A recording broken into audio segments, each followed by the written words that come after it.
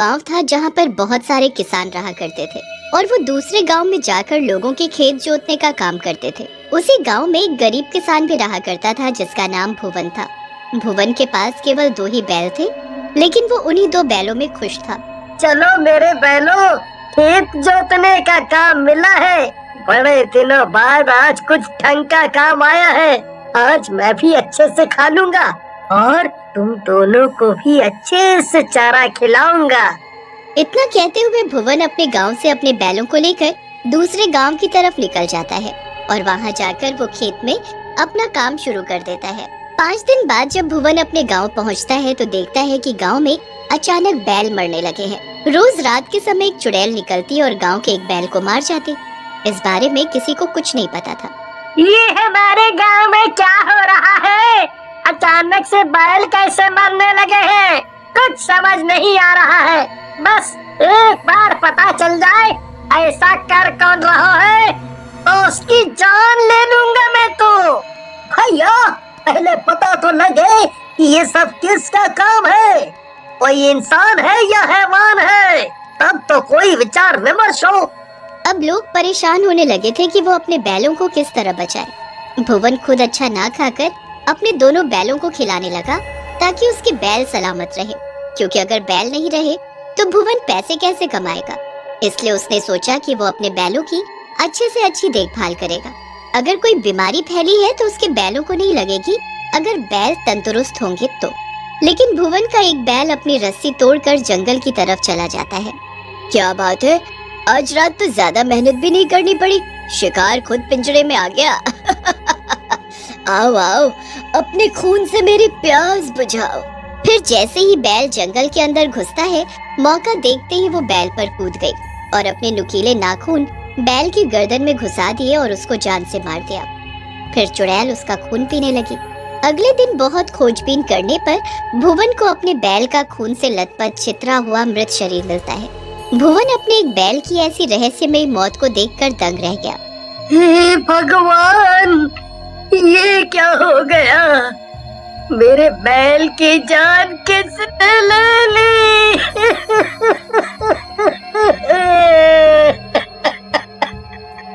उसके बाद भुवन बहुत दुखी हो गया। उसके पास एक ही डर रह गया था।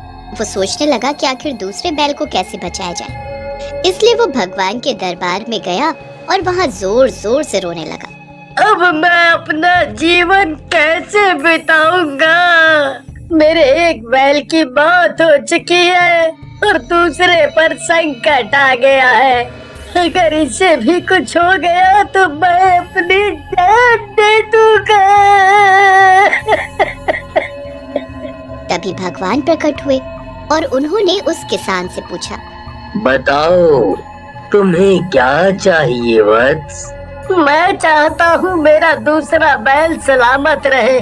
बस भगवान ऐसा कुछ कर दो जिसके कारण मेरा बैल ठीक रहे। तो तुम्हें क्या वरदान चाहिए? मैं चाहता हूँ मेरा बैल मनुष्य आवाज के साथ साथ बहुत ताकतवर भी हो जाए, जिससे वो बस अपनी ही नहीं बल्कि बाकी बैलों की भी रक्षा कर सके।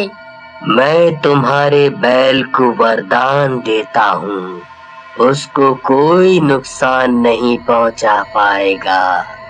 इतना कहकर भगवान अदृश्य हो गए और भगवान को प्रणाम करके वो किसान वहाँ से चला गया। बस कुछ दिन और फिर मैं बहुत ताकतवर हो जाऊंगी। ताकतवर बैलों का खून पी के मुझ में भी ताकत आ रही है। पता नहीं कौन है जो मेरे बैल को ले गया। क्या मिल गया उसे ऐसा करके? अपने बैल के पास बैठे हुए किसान ने ये रोते हुए बोला। तभी बैल मनुष्य की आवाज में अपने मालिक को समझाने लगा। आप दुखी मत हो मेरे मालिक, मैं तो अभी यही हूँ आपके साथ, और ये जो भी मायावी शक्ति है मैं पता करके उसे खत्म करूँगा। बैल अपने बारे में सोच रहा होता है, तभी उसे एक बैल की आवाज आती है। मनुष्य आवाज वरदान की वजह से उसे बाकी बैलों की भाषा भी समझ आने लगी थी। कोई मुझे बचाओ, ये चुड़ैल मेरी जान ले लेगी।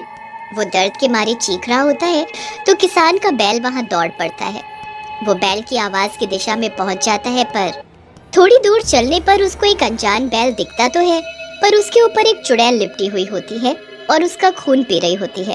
हे भगवान, ये कितनी डरावनी है। तुम उसे छोड़ दो, वरना बहुत बुरा होगा तुम्हारे साथ आज। बहुत हुआ तुम्हारा। ये क्या बला है? बैल इंसानी भाषा में कैसे बात कर रहा है? तू कौन है, इंसान या बैल? तो मैं बैल ही। अच्छा, तो तू यहाँ खुद आ गया। अभी चला जा, मैं एक दिन में एक ही बैल को मारती हूँ। वैसे तो मैंने आज तक बस यही सुना था कि आ बैल मुझे मार, लेकिन तू तो खुद एक बैल है। तेरे लिए ये कहावत सही रहेगी, आ चुड़ैल मुझे मार। अब ऐसा नहीं होगा। होगा तो जरूर ऐसा ही। आखिर तुम हम बैलों के पीछे क्यों पड़ी हो? वो सब छोड़ तू, मुझे ये बता, क्या तू असल में एक बैल है? और बैल है तो इंसानी बोली कैसे बोल रहा है? क्या तू भी मेरी तरह कोई मायावी है? कितनी बार बताऊं, मैं बैल ही हूँ।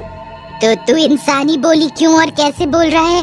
बैल उसे जवाब देता है, तुमने मेरे बहुत से भाइयों को मार डाला, जिससे दुखी होकर मेरे किसान मालिक ने मुझे भगवान से कहकर वरदान दिलवाया है, तो कि मैं तुम्हें मार सकूं। तू और मुझे मारेगा? अच्छा मजाक है। हाँ, जब तक मैं तुम्हें नहीं मारूंगा तब तक हमें चैन नहीं मिलेगा। मुझे बस सुबह की धूप मार सकती है और कुछ नहीं, और तू तो कभी नहीं। इतना सुनकर बैल गुस्से में आ जाता है।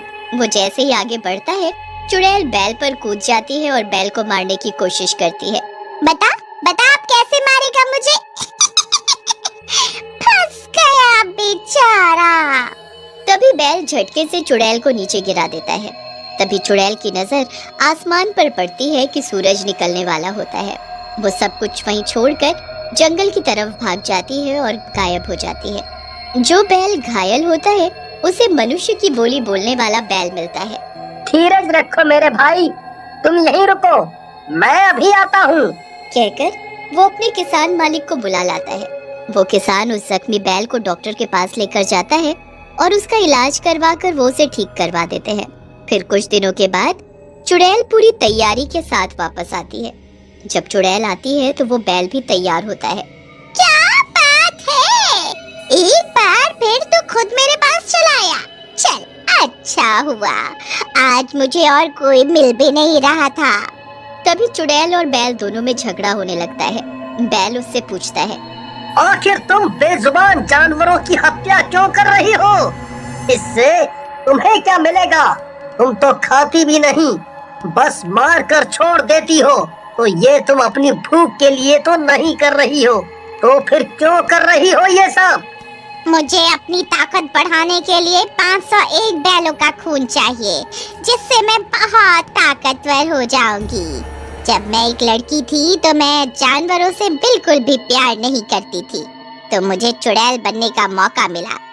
मैं अपना जीवन एक नर पिशाचिनी के रूप में जीना चाहती थी, तो मुझे एक ताकतवर चुड़ैल बनने के लिए बैलों के खून की जरूरत है।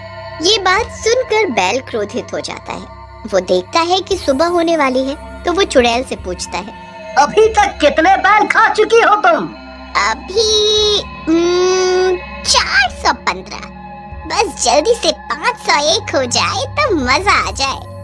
बैल ऊपर देखता है, सूरज निकलने वाला होता है। तभी चुड़ैल की भी नजर ऊपर पड़ती है।